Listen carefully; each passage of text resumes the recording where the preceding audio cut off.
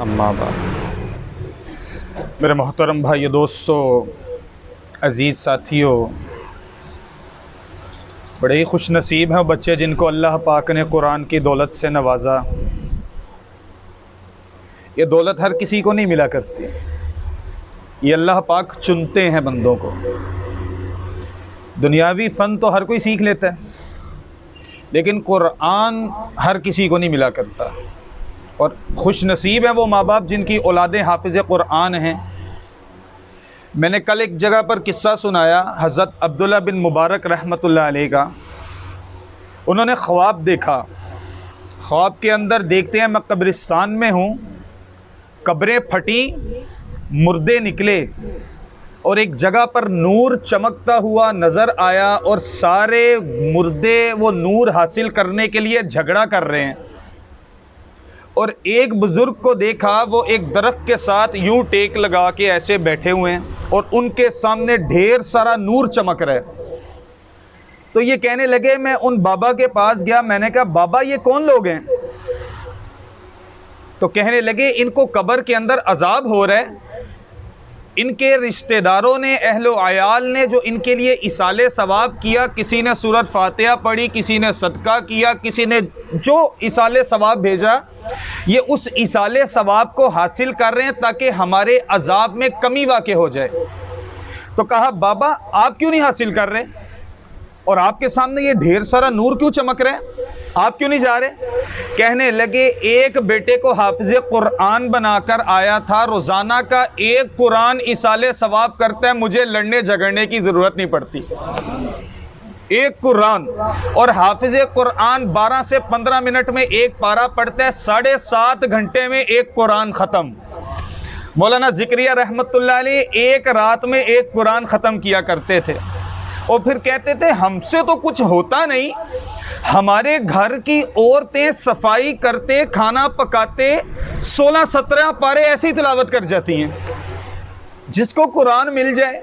तो वो कहने लगे बाबा आपका बेटा क्या करता है? कहा हलवाई की दुकान है, मिठाई का काम करता है। कहा कहाँ? फलां बाज़ार के अंदर।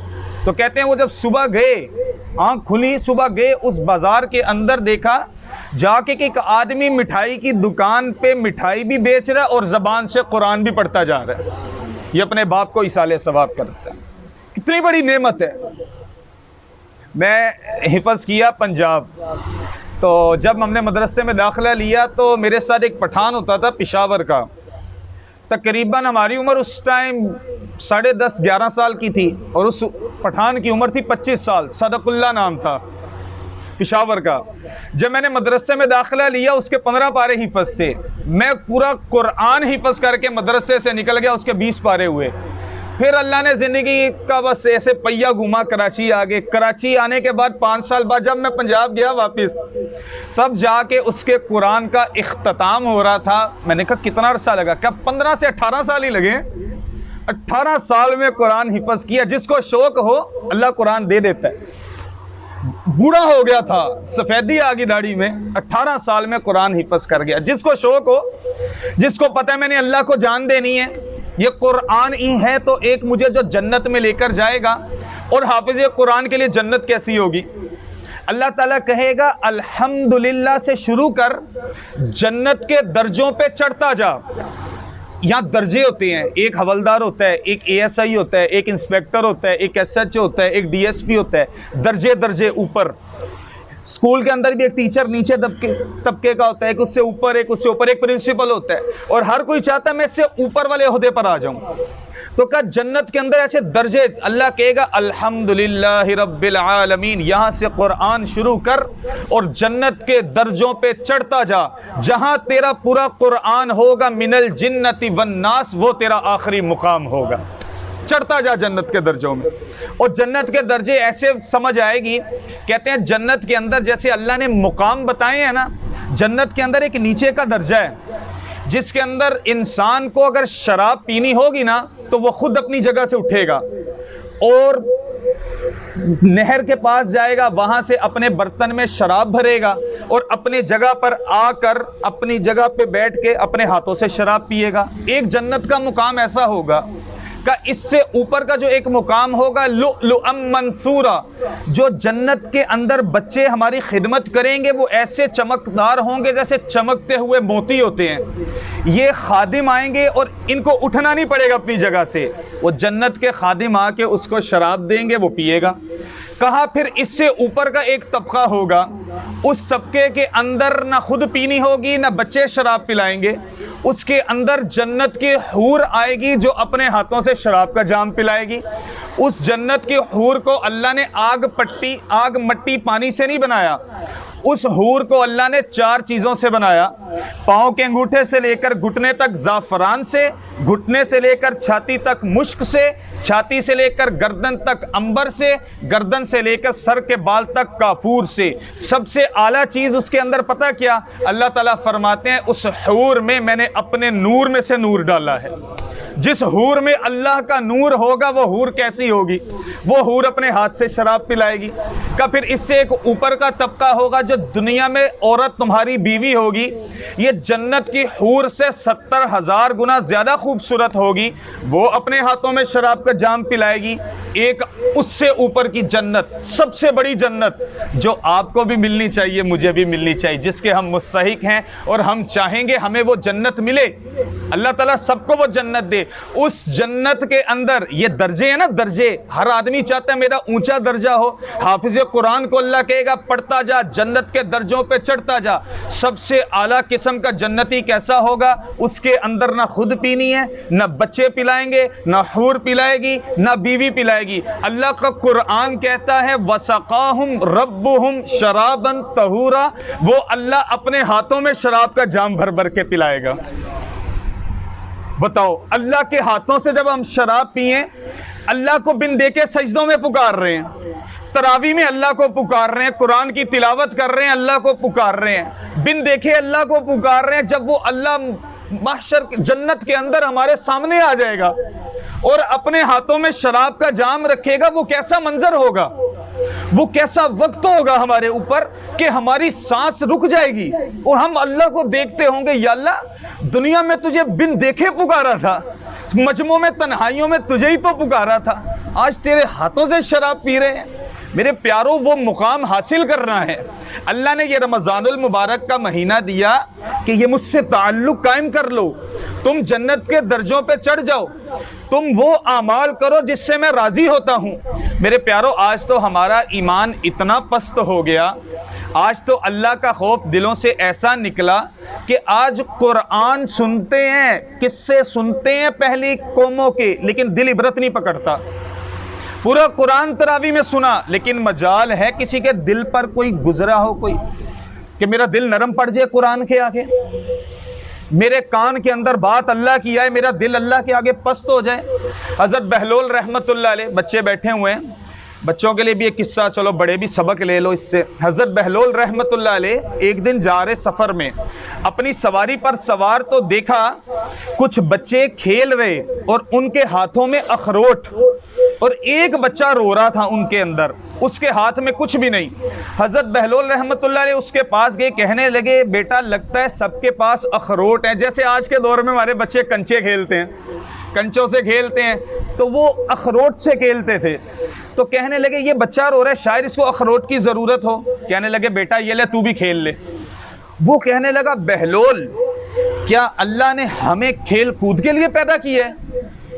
हज़रत बहलोल झटका खा गए, इस बच्चे ने क्या जवाब दे दिया, इस बच्चे को इबादत से क्या, इस बच्चे को अल्लाह की रज़ा से क्या? तो कहा अल्लाह ने किस लिए पैदा किया? कहा अल्लाह ने हमें अपनी इबादत के लिए पैदा किया। वो कहने लगे बेटा तेरी उम्र ही क्या है, अभी तू तो छोटा सा है, तुझे क्या पता अल्लाह की रज़ा क्या है, अल्लाह को राज़ी करना क्या है। वो कहने लगा अब बहलोल मुझे धोखा ना दे, मैंने अपनी माँ को अपने घर पे देखा है, जब वो खाना पकाने के लिए आग जलाती है तो पहले छोटी लकड़ियाँ जलाती है। मुझे डर है अल्लाह कहीं जहन्नुम की आग भड़काने के लिए हम छोटों को ना डाल दे, बाद में बड़ों को डाल ले। क्या मैं अपनी माँ से ये सबक ले रहा हूँ, कहीं जहन्नुम की आग हम छोटों से ही ना भड़काई जाए। और जिनको खौफ हो बच्चों को खौफ आ जाता है, लेकिन ये दिल ऐसा सख्त हो गया कि रमज़ान के अंदर अमाल ना करने की नहुसत है, कि दिल पत्थर से ज्यादा सख्त हो गया है।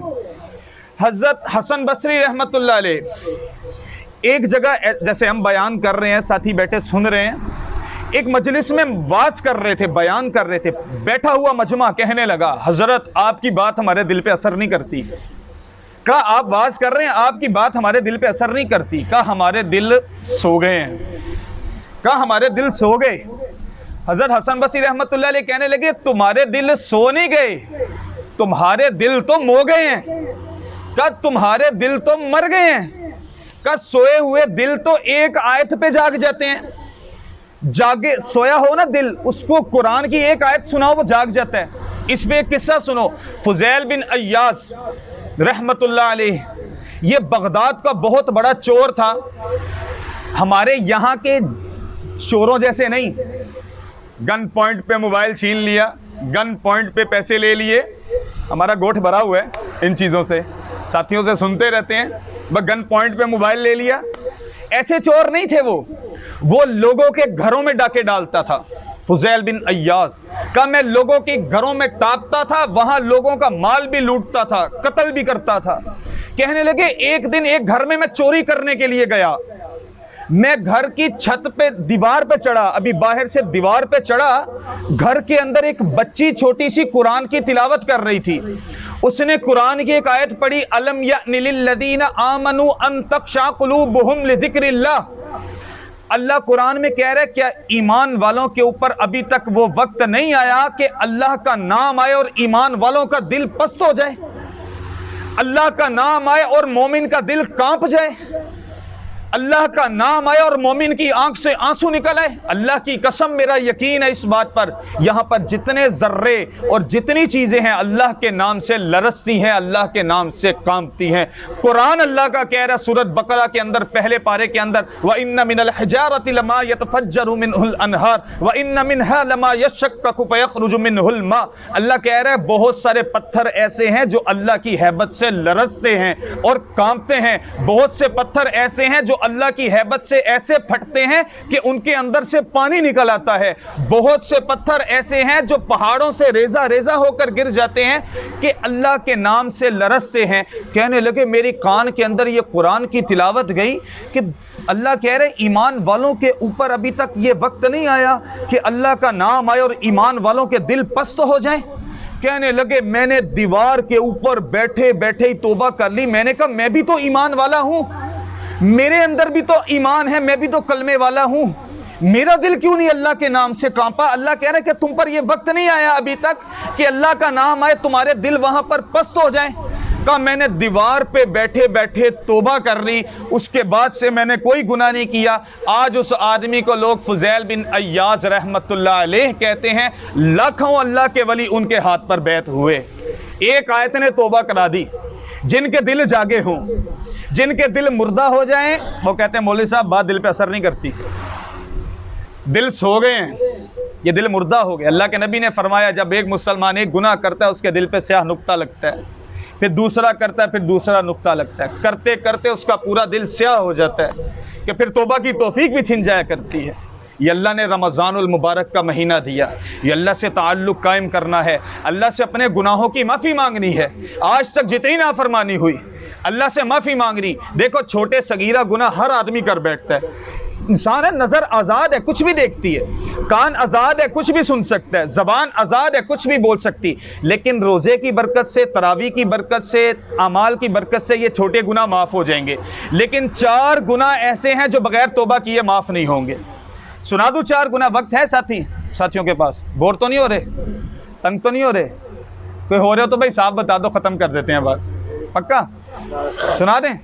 देखो छोटे गुनाह तो हमारे इन अमाल की बरकत से माफ़ हो जाएंगे, 4 गुनाहों से तौबा करनी पड़ेगी जो हदीस में आते हैं और उलमा भी सुनाते हैं। पहला आदमी जिसकी रमज़ानुल मुबारक के महीने में बख्शिश नहीं होती, रोज़ाना 10 लाख आदमियों को अल्लाह ताला जन्नत के फैसले सुना रहा है, 10 लाख लोगों को जन्नत के अंदर दाखिल कर रहा है, 4 लोगों को अल्लाह नहीं माफ़ कर रहा। उनमें से पहला शख्स है शराब पीने वाला, जो शराब का आदी हो, इसकी रमज़ानुल मुबारक के महीने में कोई बख्शिश नहीं। यह समुंदर के अंदर खड़ा होकर प्यासा है, यह रमज़ान की बरकत से कुछ भी नहीं हासिल कर पा रहा। 300 नाम थे शराबों के। सहाबा के दौर में जहलियत के दौर से शराब शुरू हुई, जब तक हुर्मत नहीं आई थी शराब की, 300 से जायद नाम थे शराबों के। 300 से जायद नाम थे शराबों के। सुबह की अलग, शाम की अलग, महफिल की अलग, 200 यारों में बैठे उसकी अलग, 300 से जायद नाम। जब शराब की हुर्मत का हुक्म आया तो कहते हैं जिसके मुंह के करीब शराब थी उसने यूं ही छोड़ दी वही नीचे, जिसके सर पे थी उसने पीछे को गिरा दी, जिसके हाथ में शराब थी उसने वही छोड़ के उसको नीचे गिरा दिया। कब मदीना की गलियों में शराब ऐसे बह रही थी जैसे पानी बह रहा हो, कि अल्लाह ने इसको हराम कर दिया और सहाबा ने यूं शराब को छोड़ा। तुम्हारा पूरा गोद शराब से भरा हुआ है, तुमने क्या मेहनत की है? तुमने कितने लोगों से शराब छुड़वा दी? पहले तो हम सुनते थे कोई कोई पीता है शराब, पहले तो कोई कोई पीता था, छुप के पीता था। अब तो 17-18 साल के बच्चे शराब पीने लग गए और हमारी आंखों के सामने पी रहे हैं। इतना बड़ा हुक्म अल्लाह का तोड़ रहे हैं और रमज़ानुल मुबारक में भी बख्शिश नहीं हो रही। और क्या मेहनत की मैंने? मैं तबलीग कर रहा हूं, मैं बड़ी मेहनत कर रहा हूं। किसी शराबी से शराब छुड़वाई? हज़रत अब्दुल्ला बिन मसूद रज़ी अल्लाह ताला अन्हु एक बाजार के अंदर जा रहे, एक शख्स ने शराब पी हुई और वो यूं गिर रहा है, यूं गिर रहा है, कभी यूं गिरता है कभी यूं गिरता है। पीछे से बच्चे उसको पत्थर मार रहे हैं, जूतियां मार रहे हैं। ये सहाबी रसूल, इन्होंने जाके उसको, शराबी को लोगों से बचाया। उस शराबी को अपने घर पर लेकर आए, अपने हाथों से उसका चेहरा धोया, अपने हाथों से उसे पानी पिलाया और उसको अपने बिस्तर पर सुला दिया। जब पूरी रात गुजरी, सुबह हुई तो उसको कहने लगे रात धोखे से आपको किसी ने शराब पिला दी थी, मैं आपको लोगों से बचा के यहाँ पर ले आया। वो कहने लगा अब्दुल्ला नहीं नहीं नहीं, मुझे धोखे से किसी ने नहीं पिलाई, मैंने खुद शराब पी थी। वो कहने लगे नहीं नहीं, आप रात को शरबत समझ के पी रहे थे, किसी ने उसमें मिलावट कर दी। वो कहने लगा नहीं नहीं अब्दुल्ला मैंने खुद पी। कहा नहीं नहीं, आपको गलत लग रहा है, आप भूल गए होगे, आपने पानी समझ के पिया होगा, उसके अंदर किसी ने शराब डाल दी थी। वो कहने लगा नहीं नहीं अब्दुल्ला मैंने खुद पी थी। वो तावीलात पे तावीलात कर रहे हैं, ये एक मानने को ना दे। फिर पता उसने क्या कहा, जब 3-4 दफा ऐसा हुआ, कहने लगा अब्दुल्ला तेरे हाथ पे कसम खाता हूं और बैत करता हूं, आज के बाद शराब नहीं पीऊंगा। और वो अब्दुल्ला बिन मसूद कहने लगे उस जात की कसम जिसके कब्जे में अब्दुल्ला की जान है, मेरे नबी ने यही तरीका बताया था किसी से बुराई छुड़वाने का, यही तरीका बताया था। छुड़वाने का तरीका तो सीखो, इस शराब को निकालो। तुम नहीं पीते लेकिन लोग तो पीने वाले हैं, इन पर कौन मेहनत करेगा? इनको जो खानदान में हो, कोई दूर दराज दोस्त हो, उसके पाँव पकड़ो, उसकी मिन्नत समाजत करो, उससे ताल्लुक बनाओ, उससे शराब छुड़वाओ को। रमज़ानुल मुबारक के महीने में कोई बख्शिश नहीं होगी तेरी। और दूसरा आदमी, इसके अंदर सभी शामिल हैं, मैं भी शामिल हूँ, माँ बाप के नाफरमान की रमज़ानुल मुबारक के महीने में कोई बख्शिश नहीं है। माँ बाप का दिल दुखाने वाला, माँ बाप को तकलीफ देने वाला, अल्लाह के नबी ने इरशाद फरमाया जिसने अपने माँ बाप को तकलीफ दी, माँ बाप को दुख दिया, उस पर ज़मीन आसमान की लानत, उन पर फरिश्तों की लानत, उन पर अल्लाह की लानत। ना नमाज कबूल, ना रोज़ा कबूल, ना हज कबूल है। आजकल हमारे स्कूल कॉलेज वो इल्म नहीं सिखा रहे, वो माँ बाप का मुकाम नहीं बता रहे। ये किसने बताना था माँ बाप का मुकाम क्या है? अगर कहीं माँ बाप की नाफरमानी हो गई हो तो माफ़ी मांग लेना। अगर दुनिया से चले गए तो इसाले सवाब करना, अल्लाह फरमा बरदारों में नाम लिख देगा। हज़रत अब्दुल्ला बिन मुबारक का किस्सा सुनाया ना आपको कि पूरा कुरान पढ़ता था। ऐसे ही तुम माँ बाप के लिए सदका जारिया बन जाओ, नेक बन जाओ, अल्लाह तुम्हें फरमा बरदारों में लिख देगा। अगर जिंदा हैं तो माँ बाप की खिदमत कर लेना, उनके पाँव पकड़ लेना। माँ बाप की दुआएं तुम्हें वहां तक लेके चले जाएंगी कि किसी आलिम मुफ्ती की दुआएं तुम्हें वहां नहीं लेके जा सकती। आलिम की जाके खिदमत कर लो, मुफ्ती की कर लो, तुम्हें वहां तक नहीं पहुंच सकोगे जो माँ बाप की दुआएं पहुंचाएंगी। एक किस्सा उलमा से आप सुनते रहते हैं। हज़रत मूसा अलैहिस्सलाम ने पूछा या अल्लाह मेरा जन्नत का साथी कौन होगा? तो मूसा अलैहिस्सलाम को अल्लाह ने कहा मूसा तेरा जन्नत का साथी एक कसाई होगा। मूसा अलैहिस्सलाम झटका खा गए, मैं नबी मेरा पड़ोसी कसाई, ये क्या जोड़ है? कहा अल्लाह वो कहाँ है? कहा फलां बाजार के अंदर है। कहा जाके देख लो। ये गए बाजार के अंदर, देखा एक शख्स दुकान पे गोश्त काट रहा है, बेच रहा है। तो जब देखते रहे शाम तक, उसने गोश्त काट के बेच दिया। जब दुकान अपनी बंद की, चलने लगा, हज़रत मूसा कहने लगे जाके मैं तेरे साथ चलूं तेरे घर पर। उसको नहीं पता था ये नबी हैं। कहा चलो। अब चल पड़े, घर गए, घर जाकर उसने देखा गोश्त साफ़ किया, सालन बनाया। और जब सालन बना के एक चारपाई के पास आया, एक बूढ़ी औरत उस चारपाई पे लेटी हुई थी, उसके मुंह में लुकमे बना बना कर खिलाता रहा। जब खिला रही उस बूढ़ी औरत ने ऐसे से मुंह हिलाया, बस उस आदमी ने बस कर दिया। फिर उस बूढ़ी औरत ने उस नौजवान के कान में कुछ बात कही। मूसा अलैहिस्सलाम दूर खड़े थे, सुन ना पाए, लेकिन देख रहे थे। इस औरत ने इसके कान में कुछ कहा। जब वो फारिग होकर मूसा अलैहिस्सलाम के पास आए, मूसा अलैहिस्सलाम कहने लगे ये कौन है? कहा मेरी बूढ़ी माँ है, सुबह इसकी खिदमत करके जाता हूँ, रात को जब आता हूँ पहले इसकी खिदमत करता हूँ, बाद में बीवी बच्चों की करता हूँ। तो कहा ये तेरे कान में क्या कह रही थी? मैं सुन नहीं सका, मैं दूर खड़ा था। कहने लगा जी बूढ़ी माँ है बेचारी, जब भी खिदमत करता हूँ शुरू हो जाती है अल्लाह तुझे जन्नत में मूसा का साथी बनाए, अल्लाह तुझे जन्नत में मूसा का साथी बनाए। कहने लगा मैं किधर और मूसा किधर। एक कसाई को नबी का पड़ोस मिल गया माँ की दुआओं से।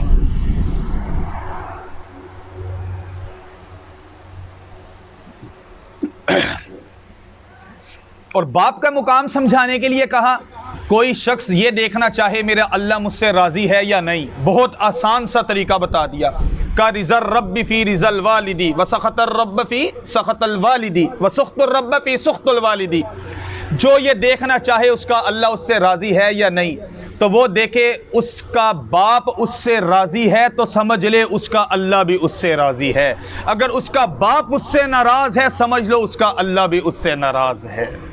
का जन्नत का सबसे बड़ा दरवाज़ा बाप है, जिसने इसे तोड़ दिया उसने जन्नत के सारे दरवाजे तोड़ दिए। और जिसकी माँ बाप जिंदा खुश नसीब हो, उनकी खिदमत करके जन्नत कमाओ। मौलाना तारिक जमील साहब एक किस्सा सुना रहे, कहने लगे मेरा एक दोस्त है बहुत नाफरमान। कहने लगे मौलाना, मुझे खुद कह रहा कि मौलाना मैं बहुत नाफरमान हूँ, मैं बहुत गुनाहगार हूँ, लेकिन रात को जब घर आता हूँ ना तो माँ बाप की टांगें दबाता हूँ और टांगें दबा के माँ बाप की टांगों को यूँ सीने से लगाता हूँ और अल्लाह से जो मांगता हूँ अल्लाह मुझे दे देता है। कहते इतना गुनाहगार हूँ लेकिन घर आके टांगें दबाता हूँ और सीने से लगा के अल्लाह से जो भी मांगता हूँ अल्लाह मुझे दे देता है। माँ बाप की खिदमत तुम्हें वहाँ तक ले जाएगी। तो इसलिए अगर नाफरमानी हुई हो तो इस महफिल से यही चीज़ लेके चले जाना, एक माफ़ी मांग लेना, मेरा आने का भी फ़ायदा हो, मेरे लिए भी सदका जारिया बन जाएगा कुछ। तीसरा आदमी कता ताल्लुक़ करने वाला, जो रिश्ते तोड़ने वाला, आपस में ताल्लुक़ तोड़ने वाला हो, इसकी रमज़ानुल मुबारक में कोई बख्शिश नहीं। 3 दिन तक इस्लाम ने इजाज़त दी है नाराज़ होने की। चौथा दिन, 3 दिन तक इसलिए इजाज़त दी है कि इंसान है, गुस्सा आ ही जाता है, तबीयत में गुस्सा आ ही जाता है। चलो 3 दिन तक गुस्सा ठंडा हो जाए, चौथे दिन सुलह कर लो। अल्लाह के नबी ने कहा अगर 3 दिन के अंदर मुसलमान ने दूसरे मुसलमान से सुलह ना की तो चौथे दिन वो यहूदी मरे, ईसाई मरे, मेरी उम्मत से खारिज है। बताओ कितनी सख्त वईद है। तुम्हारे गोठ में तो दुश्मनियां चलती हैं, कता ताल्लुक तो छोड़ो, यहाँ तो कत्लो गारत चलता है। कितने लोगों, पूरे कराची भरा हुआ है, अभी आके थोड़ा सुकून आया था। कता ताल्लुक तो छोड़ो, कत्लो गारत है। मेरे नबी को क़यामत के दिन क्या मुंह दिखाएंगे ये लोग? मेरे नबी को क्या वो बोलेंगे मैं तुम्हें क्या सिखा के गया? मैंने हमजा के कातिल को माफ ना किया, मैंने हिंदा को माफ ना किया जिसने आप सल्लल्लाहु अलैहि वसल्लम के चचा का कलेजा निकाल के चबाया था, जिसने हजरत हमजा जैसे शेर को शहीद किया था वहशी, कि अल्लाह के नबी ने उसे माफ ना किया। अब्दुल्ला बिन उबई जैसा मुनाफिक जिसने कहा मोहम्मद आसमान से एक फरिश्ता उतरे, अल्लाह की तरफ से एक पर्चा लेकर आए, उसके ऊपर लिखा हो तू अल्लाह का नबी है, कहा मैं तब भी तुझ पे ईमान नहीं लाऊंगा। इतने बड़े मुनाफिक का जनाजा अल्लाह के नबी ने पढ़ा दिया। और तुम्हारी दुश्मनियां क्या दुश्मनियां, तुम्हारी नाराजगियां क्या नाराजगियां? कता ताल्लुक कर रहे हो, अपनी अना के लिए आखिरत बर्बाद कर रहे हो। अपनी इतनी सी अना के लिए खानदान तुमने तोड़ दिए। पहले फिरका वारियत में कम टूटे हुए थे, देवबंदी, बरेलवी, अहले हदीस, शिया, इसमें टूटे, फिर सिंधी, बलोच, महाजर, पंजाबी, इसमें टूटे। अब तुम खानदान के खानदान टूट गए हो। अब रिश्तेदार के साथ बैठने के लिए तैयार नहीं। माँ बाप औलाद को कहते हैं तुमने फलाने के घर पे नहीं जाना, हमारी उनसे बात नहीं है, तुमने फलाने से नहीं मिलना, हमारी उनसे बात नहीं है। माँ बाप औलाद को जहन्नुम की आग की तरफ धकेल रहे हैं। तुम्हारे नबी ने किस किस को माफ करके दिखाया? पूरी उम्मत टूट गई है हमारी, फिरकावारियत में, कौमियत में, लिसानियत में। अब हमारे खानदान टूट रहे हैं, मोहल्लों में लड़ाइयाँ, पड़ोस में लड़ा हुआ है, साथ वाले घर में पड़ोसी तकलीफ में, लेकिन कता ताल्लुक है, ये उससे जाके बात नहीं करता। और ये अल्लाह को राजी करने चला है रमजान में, ये तरावी पढ़ के अल्लाह को राजी करने चला है, ये रोजे रख के अल्लाह को राजी करने चला है। तेरा पड़ोसी तुझसे नाराज है, तूने उसको राजी ना किया। एक औरत के बारे में पूछा गया, या रसूल अल्लाह एक औरत है, रात को तहज्जुद पढ़ती है, दिन में रोजे रखती है, पूरा साल इसी तरह करती है, तो कहा वो अपने पड़ोसियों के साथ कैसी है, मुझे उसके मामलात बताओ। कहा या रसूल अल्लाह ज़बान की इतनी कड़वी है कि जिससे बात करती है दिल दुखा के रख देती है। तो अल्लाह के नबी ने कहा दूसरी बात ही नहीं की, कहा हिया फिन्नारी, ये औरत जहन्नुम की आग में जाएगी। फिर दूसरी औरत के बारे में पूछा गया, कहा यार एक औरत है, तहज्जुदें ज्यादा नहीं पढ़ती, रोजे ज्यादा नहीं रखती, सिर्फ फर्ज रोजे रखती है, फर्ज नमाजें पढ़ती है।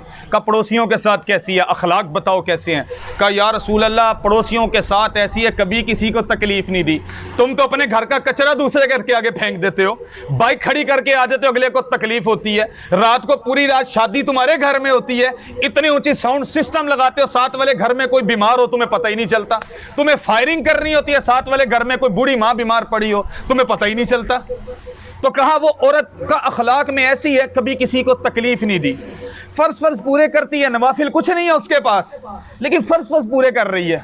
कब पड़ोसियों के साथ, कहा इतनी अच्छी है, कभी किसी को तकलीफ नहीं दी। अल्लाह के नबी ने दूसरी बात ही नहीं की, कहा हिया फिल जन्ना, ये औरत जन्नत में जाएगी।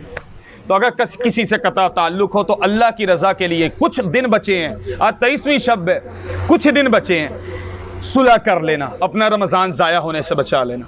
चौथा आदमी जिसके दिल में किसी के लिए बुग़्ज़ हो, किसी के लिए कीना हो, किसी की कमी दिल के अंदर हो, उसका भी रमज़ानुल मुबारक कबूल नहीं। 10 लाख लोगों को अल्लाह माफ़ कर रहा है, इस आदमी की बख्शिश नहीं। ये दिल साफ़ नहीं होता, इसके अंदर बहुत मैल है मुसलमानों का। हम किसी को 1 महीने बाद मस्जिद में देख लेना तो कहते हैं ओए तू कहाँ पर आ गया मस्जिद में, जैसे वो बड़ा कोई गुनाहगार था, पता नहीं कौन सी नेकी अल्लाह को उसकी पसंद आई, अल्लाह उसे मस्जिद में लेकर आ गया, पता नहीं अल्लाह के यहाँ उसका क्या मुकाम हो। हम तो कमियां देखते हैं, दिलों के अंदर बुग़्ज़ रखते हैं। हज़रत उमर रज़ी अल्लाह ताला का एक किस्सा सुनाता हूँ, फिर बात ख़त्म करता हूँ। हज़रत उमर रज़ी अल्लाह ताला अन्हु हज़रत अब्दुल्ला बिन जाफ़र रज़ी अल्लाह ताला अन्हु के साथ जा रहे हैं, पैदल, रात का वक्त ऐसे चल रहे हैं। सामने घर, दरवाज़ा लकड़ी का, कच्चे घर होते थे, मट्टी से बने, तो कोई किनारी ऐसे खाली रह गई, उस किनारी से नजर आ रहा था दूर से एक बूढ़ा घर के अंदर शराब पी रहा था। हज़रत उमर रज़ी अल्लाह ताला ने दूर से देखा, अमीरुल मोमिनीन दौड़ते हुए गए दीवार फलांग के अंदर, उसको कहने लगे ओए बूढ़े, तुझे शर्म नहीं आती, अल्लाह की नाफरमानी करता है, शराब पीते है। तो वो कहने लगा अमीरुल मोमिनीन, मैंने अल्लाह की 1 नाफरमानी की है, आपने अल्लाह की 3 नाफरमानियाँ की हैं। कहा कैसे? कहा अल्लाह ने कुरान में हुक्म दिया है किसी मुसलमान की कमी तलाश नहीं करनी, किसी के ऊपर टो नहीं लगाना, किसी के ऊपर बदगुमानी नहीं करनी, आपने मेरी कमी क्यों तलाश की? क्या दूसरी बड़ी गलती आपकी क्या? मुसलमान घर में इजाज़त से दाखिल हुआ जाता है, आप बगैर इजाज़त के मेरे घर पे दाखिल हो रहे हैं। क्या तीसरी गलती आपकी, मुसलमान घर पे दरवाजे से अंदर आया जाता है, आप दीवार फलांग के मेरे घर पे दाखिल हुए। हज़रत उमर रज़ी अल्लाह ताला ने अपने कुर्ते को यूं पकड़ा और मुंह में लेके दांतों के नीचे चबा दिया और आंखों में आंसू, और खामोशी से घर से बाहर आ गए। और हज़रत अब्दुल्ला बिन जाफ़र को नहीं बताया मेरे साथ अंदर क्या हुआ, खामोशी से रोते हुए चले गए। अब कुछ दिन गुजरे, हज़रत उमर रज़ी अल्लाह ताला अन्हु मस्जिद में बैठे हुए, सहाबा का यूं हल्का लगा हुआ, वो शराबी सामने से, जिस घर में दाखिल हो वो सामने मस्जिद से अंदर आया और सामने आके बैठ गया। हज़रत उमर उसको कहने लगे इधर मेरे पास आके बैठ, उधर से उठ मेरे पास आके बैठ। उसको अपने पास बिठाया, बुला के कहने लगे कान पास ला। वो कान पास लाया, कहा और पास ला, और पास लाया। उसके कान में कहने लगे तेरी शराब वाली बात मैंने अभी तक किसी को नहीं बताई। तो वो पता कैसे क्या कहने लगा, अमीरुल मोमिनीन अपना कान भी पास लाएं। हज़रत उमर पास हैं, कहा और पास लाएं, और पास लाएं। कान में कहने लगा अमीरुल मोमिनीन उसके बाद से मैंने भी शराब नहीं पी। किसी की कमी तलाश नहीं की ना, छुपा लिया, अल्लाह ने उसकी शराब छुड़वा दी। कमियां नहीं आनी चाहिए दिल के अंदर किसी मुझसे, पता नहीं क्या मुकाम हो अल्लाह के यहाँ, ये तो आलिम है, ये तो ऐसा है, ये तो हाफिज है, ये तो ऐसा है, ये तो दाढ़ी वाले हैं, ये तो तबलीग वाले हैं, ये ऐसे हैं। कमी ना है किसी की, दिल पाक रखा अपने। कभी किसी आप सल्लल्लाहु अलैहि वसल्लम हज़रत अनस को बेटे की तरह रखा, कहने लगे मेरे बेटे अनस तुझे अपनी सबसे अफजल सुन्नत बता रहा हूँ, मरने तक, मौत तक अपने दिल के अंदर कभी किसी मुसलमान की कमी नहीं आने देना, कभी किसी की बुराई नहीं आने देना। तो ये 4 चीज़ें हैं। बाकी तो रमज़ानुल मुबारक के महीने से, इसकी बरकत से, नेकियों की बरकत से अल्लाह ताला ये छोटे गुनाह माफ़ कर देंगे। ये 4 गुनाह जो बग़ैर तौबा के माफ़ नहीं होते। जित लैलतुल कदर की रात पाके भी माफ़ नहीं होते। पहला शराब पीने वाला, ख़ानदान में कोई हो तो तौबा कराओ, उसके लिए दुआएं मांगो। किसी को बुरा कहना बहुत आसान है, बुरे के लिए आंसू बहाना कार नबूवत है। उसके लिए आंसू बहाओ, मिन्नत समाजत करो, उसके लिए सदक़े करो, उसके ऊपर मेहनत करो, उससे अपने ताल्लुक़ को जोड़ो। एक शराब पीने वाले की बख्शिश नहीं, माँ बाप के नाफरमान की बख्शिश नहीं, कता ताल्लुक़ करने वाले की बख्शिश नहीं, दिल में बुग़्ज़ रखने वाले की बख्शिश नहीं है। तो इन 4 चीज़ों से तौबा कर लेना और तौबा करवाना। तो इंशाअल्लाह अल्लाह की ज़ात से उम्मीद है कि बाकी रमज़ान के जो कुछ दिन बचे हैं ये अच्छे गुजर गए हमारे, तो अल्लाह ताला 11 महीने भी इस्तकामत के साथ नेकियों की तौफीक देगा। जब तौबा नहीं होती ना इस महीने में इन गुनाहों से, तो जैसे ईद का चाँद नज़र आता है, हम खुद ईद का चाँद हो जाते हैं, फिर मस्जिदें वीरान कर देते हैं, क्योंकि तौबा नहीं की होती, अल्लाह से ताल्लुक़ नहीं जोड़ा होता। भाई जो कुछ कहा सुना, अल्लाह पाक मुझे आपको कहने सुनने से ज़्यादा अमल करने की तौफीक अता फ़रमाए। व आखिरु दावाना अनिल हम्दुलिल्लाहि रब्बिल आलमीन।